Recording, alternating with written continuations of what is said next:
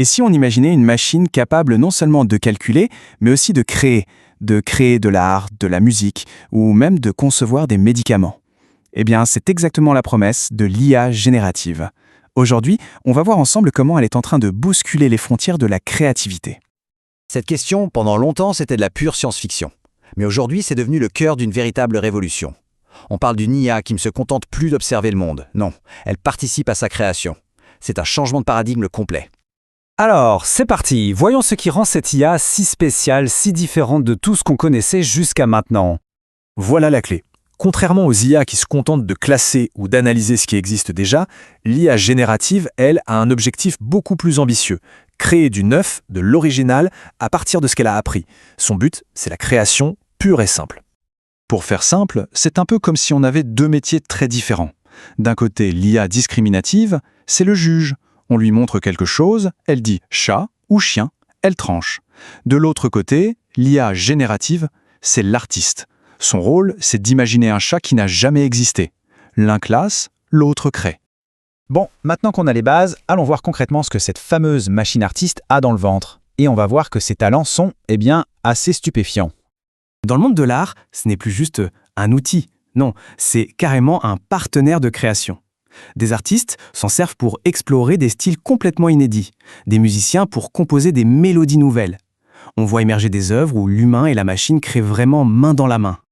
Mais attention, ça ne s'arrête pas à l'art, loin de là. Cette IA est en train de révolutionner un domaine qu'on n'attendait pas forcément, la médecine. Elle peut imaginer, générer de toutes nouvelles molécules. Et ça accélère la recherche de nouveaux médicaments d'une façon spectaculaire. Et ce n'est pas de la théorie.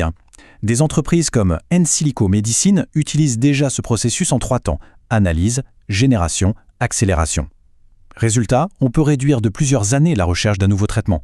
Imaginez le gain de temps, d'argent et surtout de vie.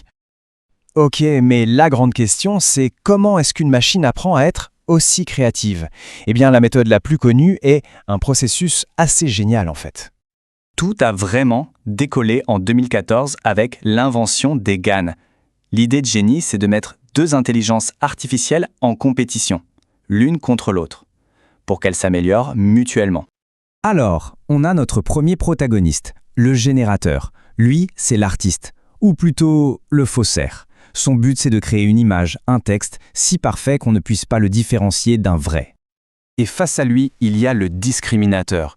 Lui, c'est le critique d'art, l'expert impitoyable. Son seul et unique but, c'est de repérer la contrefaçon, de dire si l'œuvre du générateur est une vraie ou une fausse.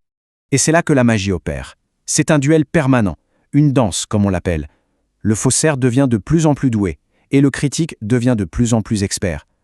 À la fin de ce jeu du chat et de la souris, qui se joue des millions de fois, les créations sont, quasi parfaites, bluffantes de réalisme. Alors, avec un moteur aussi puissant, on s'en doute, les applications se retrouvent partout, absolument partout. Et là, on ne parle plus seulement d'art ou de science, non. On parle de transformer des industries entières. La fabrication, la finance, le divertissement, les ressources humaines, la robotique, c'est un vrai moteur d'innovation qui est en train de toucher tous les secteurs, sans exception. Un exemple concret? Prenez Ford, dans l'automobile. L'IA va tester des dizaines de milliers de designs possibles pour une seule pièce de voiture afin de trouver la forme parfaite, la plus légère, la plus solide, une forme qu'un ingénieur humain n'aurait peut-être jamais pu imaginer. Pareil chez Nike, ils s'en servent pour concevoir des chaussures de sport sur mesure vraiment adaptées à la foulée de chaque athlète. On n'est plus seulement dans l'esthétique, là on est dans la performance pure, personnalisée à l'extrême. Évidemment, un outil aussi puissant, ça soulève de nouvelles questions. Et des questions complexes qu'il faut absolument aborder avec prudence. On est sur une vraie corde raide éthique. Il y a le problème des biais qui peuvent mener à des résultats injustes. Il y a la désinformation avec les deepfakes qui peuvent tromper n'importe qui. L'impact sur l'emploi, bien sûr. Et puis, la question à 1 million d'euros. À qui appartient une œuvre créée par une IA? Ce sont des débats de société fondamentaux qu'on ne peut plus ignorer. Au final, tout ça nous ramène à la question des départs. Cette IA, c'est juste un nouvel outil, un marteau ultra sophistiqué, ou est-ce que ça devient un véritable partenaire de création? La réponse qu'on donnera à ça, elle va définir non seulement le futur de la technologie, mais peut-être aussi notre propre vision de ce que signifie être créatif.